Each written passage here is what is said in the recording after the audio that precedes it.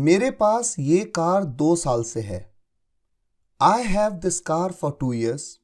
या फिर I have had this car for 2 years।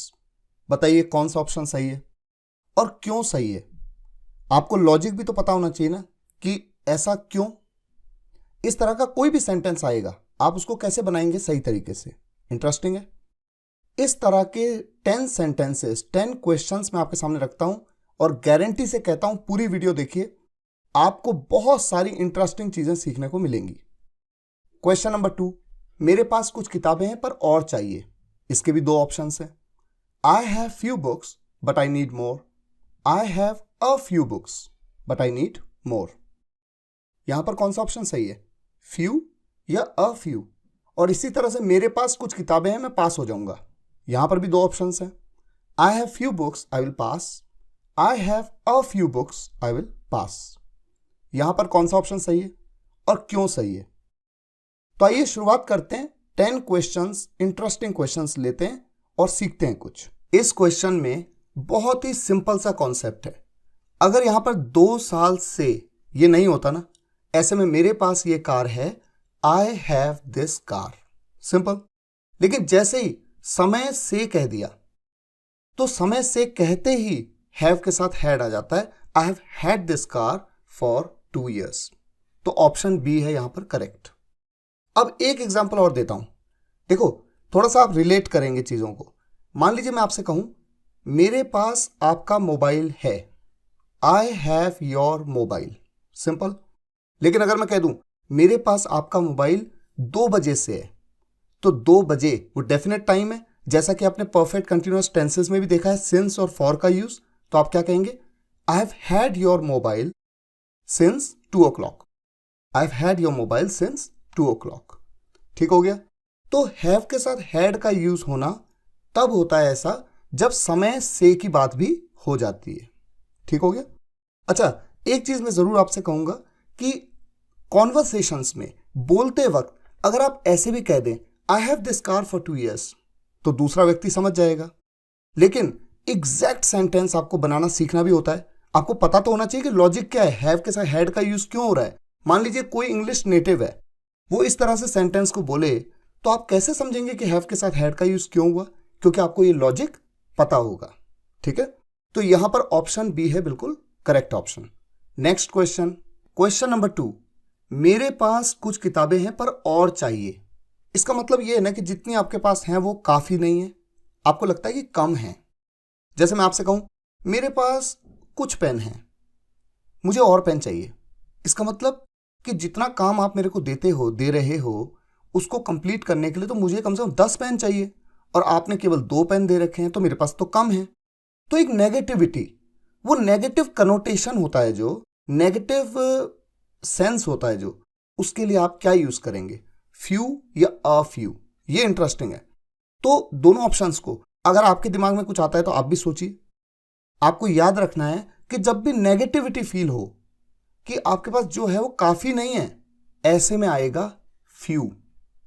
I have few books but I need more. ठीक है, clear. अभी आप देखिए जो तीसरा वाला क्वेश्चन है, क्वेश्चन 3, इसमें आप देखिए मेरे पास कुछ किताबें हैं मैं पास हो जाऊंगा। देखिए मेरे पास कुछ किताबें हैं मैं पास हो जाऊंगा, पॉजिटिविटी है ना कि मेरे पास जितनी किताबें ना काफी हैं, मैं पास हो जाऊंगा। अगर मैं कहता मेरे पास कुछ किताबें हैं मुझे और चाहिए, या फिर मेरे पास कुछ किताबें हैं मैं फेल हो जाऊंगा, यानी कि मेरे पास कम किताबें हैं जितनी होनी चाहिए, लेकिन इस केस में मेरे पास कुछ किताबें हैं मैं पास हो जाऊंगा, यानी जितनी हैं काफी हैं। ऐसे में जब पॉजिटिव कनोटेशन हो, पॉजिटिव सेंस आए, ऐसे में आप क्या यूज करेंगे, अ फ्यू। तो ऑप्शन बी यहां पर करेक्ट होगा। तो I have a few books I will pass.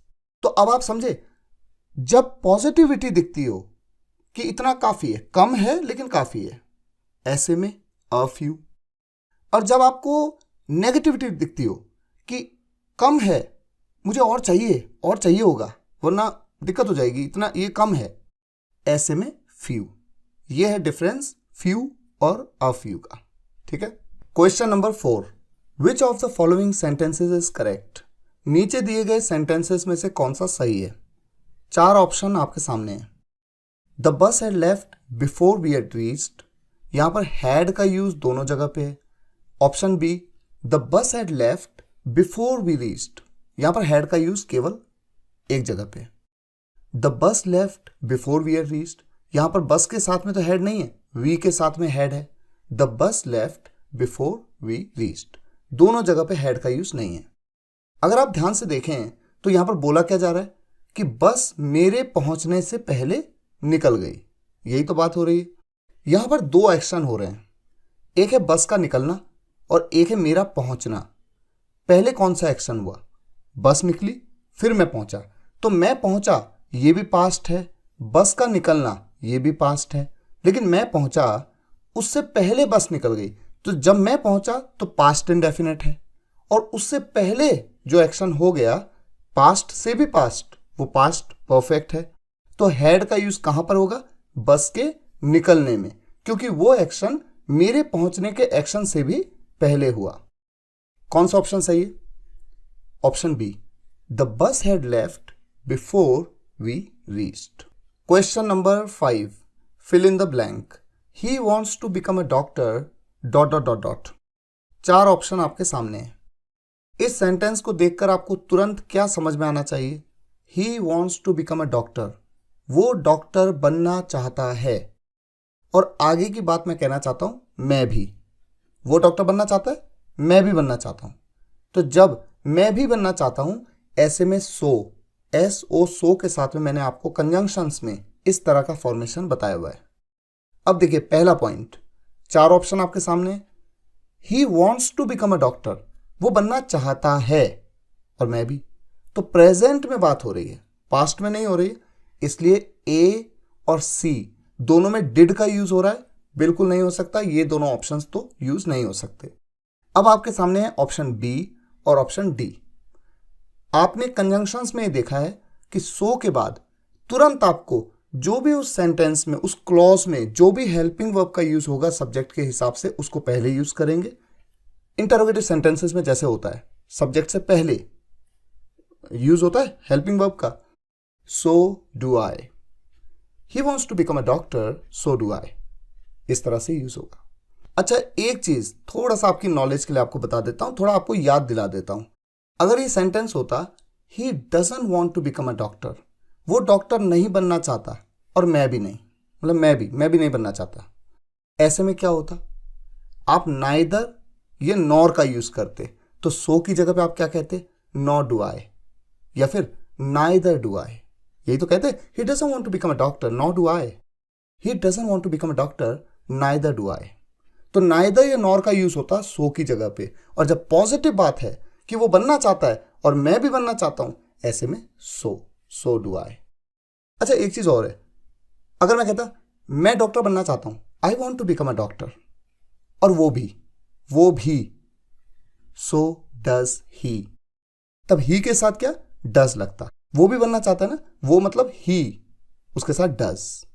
ठीक है, थोड़ा सा रिमाइंड कराया मैंने आपको कि इस तरह के सेंटेंसेस आपने कंजंक्शंस में ऑलरेडी सीखे हैं।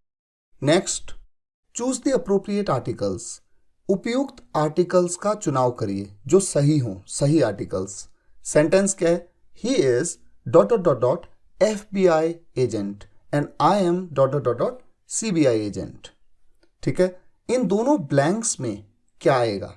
दोनों में ए आएगा, दोनों में एन आएगा, पहले में ए आएगा दूसरे में एन आएगा, या फिर पहले में एन आएगा दूसरे में ए आएगा?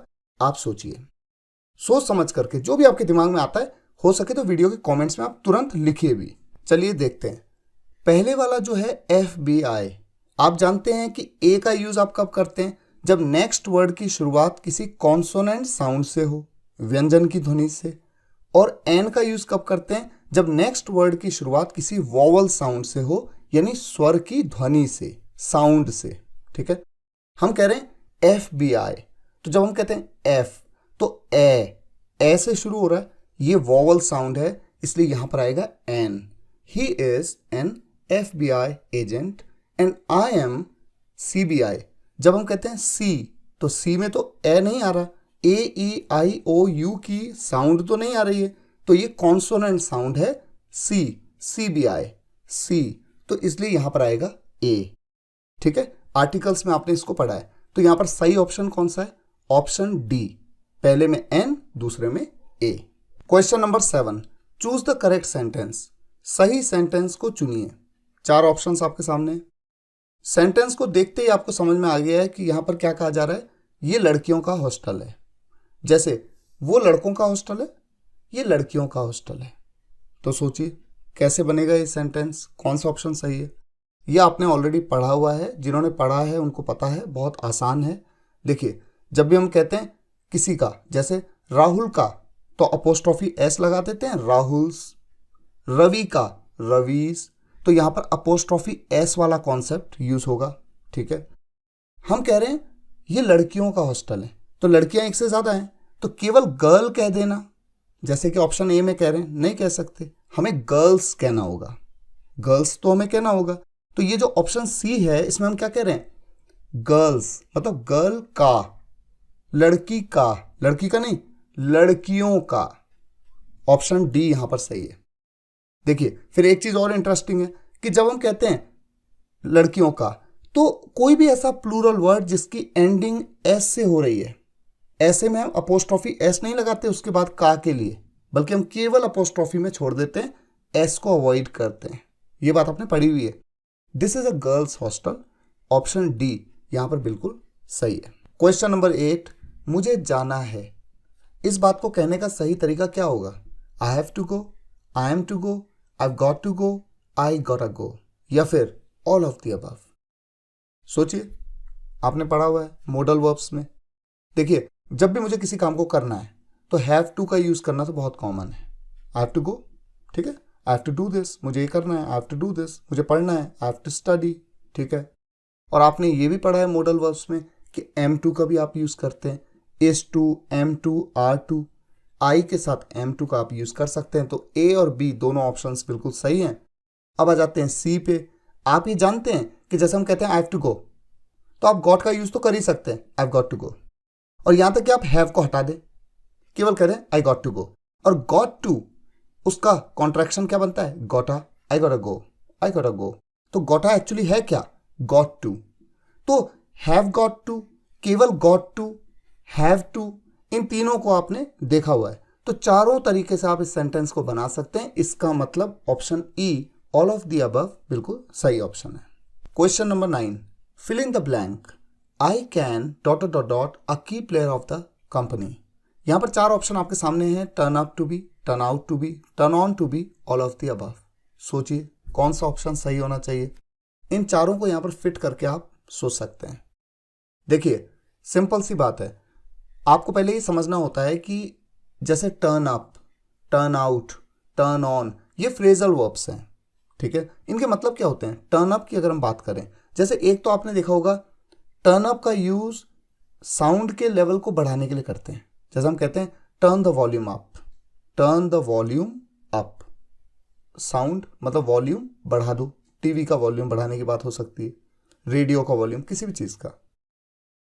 एक टर्न अप का और मतलब होता है, जैसे मैं आपसे कहूं I was talking to you and suddenly turn up. मैं आपसे बात कर रहा था और अचानक वो आ गया, वो टपक गया।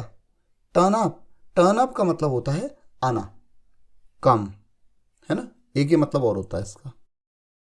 टर्न ऑन, टर्न ऑन का मतलब आपने देखा होगा, जैसे टर्न द टैप ऑन, नल खोल दो, टर्न ऑन कहते हैं। किसी को एक्साइटेड कर दिया, टर्न ऑन कर दिया उसको, इस तरह से इसका यूज होता है। और टर्न आउट का मतलब होता है टू प्रूव, साबित करना, टू प्रूव, PROVE, प्रूव। तो टर्न आउट टू बी, साबित होना। I can turn out to be, मैं साबित हो सकता हूं a key player of the company. मैं कंपनी का एक की प्लेयर, जो कि कंपनी का सबसे अच्छा परफॉर्मर जैसा एक तरह से। की प्लेयर कौन होता है? जो कि बहुत इंपॉर्टेंट होता है उस कंपनी के लिए। तो मैं कंपनी का एक की प्लेयर साबित हो सकता हूं, बन सकता हूं, है ना। जैसे किसी ने आपसे पूछा what do you think after 5 years where do you see yourself in this company. इस कंपनी में आप अपने आप को कहां देखते हैं? और तब आप कहते हैं I can turn out to be a key player of this company. मैं इस कंपनी का एक की प्लेयर बन सकता हूं या साबित हो सकता हूं। तो यहां पर सही ऑप्शन है ऑप्शन बी। क्वेश्चन नंबर 10, ये ग्रामर से रिलेटेड एक क्वेश्चन है। Raveena is a very clever lady. Raveena बहुत चालाक लेडी है। What is very here? यहां पर वेरी क्या है? एडवर्ब है, नाउन है, एडजेक्टिव है या डिटर्मिनर है? बताइए, सोचिए क्या है। देखिए, सबसे पहले समझिए कि रवीना, रवीना तो एक नाम है किसी का, तो ये तो नाउन है, ठीक है, प्रॉपर नाउन है। रवीना एक लेडी है। लेडी, लेडी जैसे ये भी लेडी है, वो भी लेडी है, वो भी लेडी है। लेडी क्या है? ये कॉमन नाउन है, ये हम सब जानते हैं, नाउन में हमने पढ़ा है। रवीना एक प्रॉपर नाउन है, लेडी एक कॉमन नाउन है, ठीक है। अब कहा कि चालाक लेडी है। लेडी है लेकिन चालाक है, तो जब किसी नाउन के बारे में कुछ एडिशनल इंफॉर्मेशन दें तो वो वर्ड क्या होता है? एक एडजेक्टिव। तो क्लेवर यहां पर क्या है? एक एडजेक्टिव है, ठीक हो गया। और उसको भी थोड़ा और मॉडिफाई कर दें। चालाक है लेकिन बहुत चालाक है, तो ये जो चालाक वर्ड है ये एडजेक्टिव है, इसको भी मॉडिफाई किया का मतलब इसको भी थोड़ा सा और ज्यादा ग्रेविटी दे दी, पुश कर दिया, एडिशनल इंफॉर्मेशन दे दी कि चालाक तो है लेकिन बहुत चालाक है। तो वेरी जो भी वर्ड किसी एडजेक्टिव को भी मॉडिफाई कर दे वो क्या होता है? एडवर्ब होता है। तो यहां पर वेरी क्या है? एक एडवर्ब है, ठीक है। और ये क्या है? ये तो एक डिटर्मिनर है। आपने डिटर्मिनर्स में पढ़ा है, ए एंड द, जो आर्टिकल्स हैं वो डिटर्मिनर्स भी हैं। वेरी, फ्यू, सम, ये सब डिटर्मिनर्स की तरह, 1 2 3 4 नंबर्स भी ये डिटर्मिनर्स की तरह यूज होते हैं। तो यहां पर कुल मिलाकर वेरी एक एडवर्ब है। ये थोड़ा ग्रामेटिकल क्वेश्चन है, अगर आपको नहीं भी पता है तो कॉन्वर्सेशंस में शायद आपको इतनी इसकी इंपॉर्टेंस ना महसूस हो, लेकिन English learning point of view से अगर आप जानते हैं तो बेहतर, अच्छी बात है। अब मैं आपके सामने होमवर्क के तौर पे एक क्वेश्चन रख रहा हूं। चूज द करेक्ट सेंटेंस और सेंटेंसेस। ये जो ब्रैकेट लगाते हैं, ब्रैकेट का क्या मतलब होता है कि एक सेंटेंस भी करेक्ट हो सकता है, एक से ज्यादा भी करेक्ट हो सकते हैं। देखिए, आपके सामने 3 सेंटेंसेस हैं। पहला, I can help you reach there, मैं आपकी मदद कर सकता हूं वहां पहुंचने में। I can help you to reach there, मैं आपकी मदद कर सकता हूं वहां पहुंचने में, ठीक है। बताइए, ये सही है, ये सही है, या फिर Ravi was made to go there, Ravi को वहां भिजवाया गया। यही सेंस है ना इस सेंटेंस का। अगर आपको नहीं पता है तो कॉजेटिव वर्ब्स के लेसन में आपको ये समझना होगा, ठीक है। और D, all of the above, यानी कि ये तीनों सेंटेंस सही है। तो बताइए कौन सा ऑप्शन सही है? इस वीडियो के कमेंट्स में आप जरूर लिखिएगा। और एक चीज और, अगर आपको ये सेंटेंसेस बिल्कुल ही समझ में नहीं आ पा रहे हैं या आपको कोई भी कंफ्यूजन है, तो तीनों ही सेंटेंसेस ये कॉजेटिव वर्ब के लेसन में आपने पढ़े हुए हैं, कॉजेटिव वर्ब्स। तो वहां पर आप देख करके इसका आंसर सेलेक्ट कर सकते हैं। फिलहाल आज के लिए यहीं तक। मुझे उम्मीद है आज के इस वीडियो से कुछ ना कुछ तो आपको सीखने को जरूर मिला होगा। जो भी मिला है उसको अपने पास रखिए, संभालिए, और जब भी आपको मौका मिले उसको यूज करने की कोशिश करिए, ठीक है। तो फिलहाल अगर आपको ये वीडियो लेक्चर पसंद आया हो तो वीडियो को लाइक करिएगा, शेयर करिएगा। चैनल को अगर सब्सक्राइब नहीं किया है तो सब्सक्राइब जरूर करिएगा, ताकि कोई भी वीडियो आप मिस ना करें, इंग्लिश सीखें। Thank you so much for watching this video guys. Take care, good bye.